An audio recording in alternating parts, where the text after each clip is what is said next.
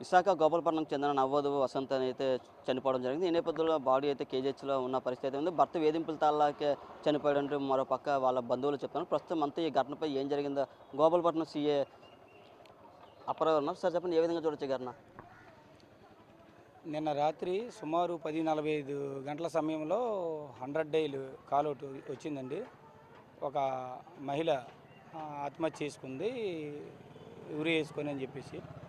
వెంటనే మేము రష్ అయ్యాము. ఈలోపు అమ్మాయిని సర్వైవ్ చేయడానికి అని చెప్పి వాళ్ళు అమ్మాయిని స్థానిక బెహ్రా హాస్పిటల్కి అని చెప్పేసి వాళ్ళు షిఫ్ట్ చేశారు. అయితే అక్కడికి వెళ్ళిన తర్వాత ఈలోపు వాళ్ళ ఫ్యామిలీ మెంబర్స్ని కూడా పిలిపించాము. ఏంటి ఈ రెండు ఫ్యామిలీల మధ్యని ఏంటి ఇష్యూ ఏమైనా ఉందా అని చెప్పి అడిగేసరికి ఈ అబ్బాయి గురించి కొన్ని విషయాలు వాళ్ళ ఫ్యామిలీ మెంబర్స్ చెప్పడం జరిగింది.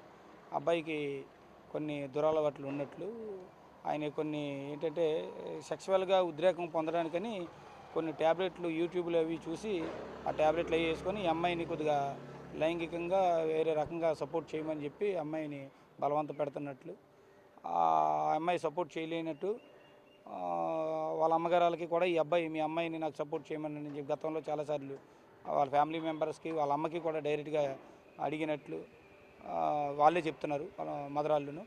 అయితే తర్వాత ఇన్వెస్టిగేషన్లు ఏంటంటే ఈ అబ్బాయి ఆ ట్యాబ్లెట్లు వాడుతున్నట్లు కూడా అంగీకరించాడు.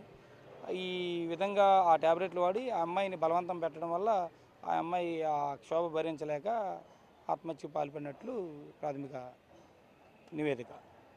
పూర్తి గతంలో ఎలా ఉండేవాడు అనే అంశాలని చెప్పారు. గతంలో ఎలా ఉండేవాడని ఏమీ లేదు. ఆల్రెడీ 1 డే అయింది ఇన్వెస్టిగేషన్ స్టార్ట్ అయ్యి.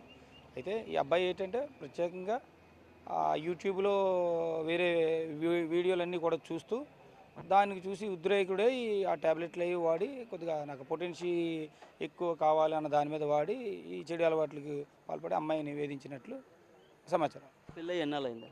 పెళ్ళి 11 నెలలు అవుతుందండి. ఏ ఊరికి చెందిన?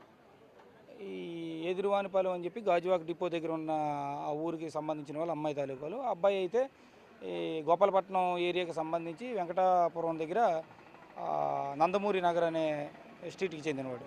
అంటే వాళ్ళ పేరెంట్స్ ఏం చెప్తున్నారు అబ్బాయి తాలూకా పేరెంట్స్ అంటే ప్రస్తుతానికి వాళ్ళ అబ్బాయి మదరు కుంభమేళకి అని చెప్పి నిన్నే బయలుదేరి వెళ్ళిపోయారు. మనకు ఇంకా అందుబాటులోకి రాలేదు.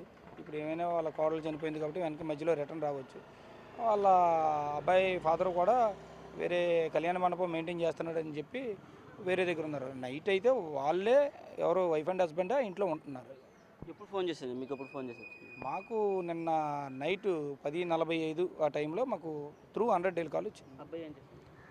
అబ్బాయి ఎలక్ట్రీషియన్ అండి, ఎలక్ట్రీషియన్గా వర్క్ చేస్తున్నాడు. అంటే పూర్తిగా గతంలో కూడా పూర్తిగా ఇటువంటి ఘటనలు విశాఖలో అంటే లేదు. ఇది కొంతమంది ఈ యూట్యూబ్ ఆన్లైన్లో చూసి దురలవాట్లకి అలవాటు పడి అవి చూసి కొత్తగా పనికిమాలిన ఆలోచనలు అవి వచ్చి చెడు వ్యసనాలకు లోనయ్యి ఇలా తయారవుతున్నారు.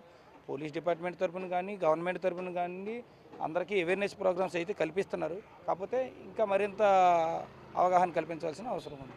ఇది పోలీసులు అయితే చెప్తున్నారు. పూర్తిగా అయితే ఘటనపై ఇంకా దర్యాప్తు జరుగుతుంది. అసలు ఏం జరిగింది అన్నపై పోస్ట్మార్టం రిపోర్ట్ వచ్చే వరకు మేము ఇంకా ఏం చెప్పలేదు. అయితే సమాజంలో ఇలాంటి ఘటనలు జరగడం కరెక్ట్ కాదని పూర్తిగా దీనిపై కూడా పోలీసులు అవగాహన, ప్రజలు కూడా అప్రమత్తంగా ఉండాలని అయితే చెప్తున్న పరిస్థితి. ఈ కేసులో ఇంకా దర్యాప్తు చేస్తున్న పరిస్థితి అయితే ఉంది. కెమెరా పర్సన్ అజయ్, నాడి పిక్ టీవీ.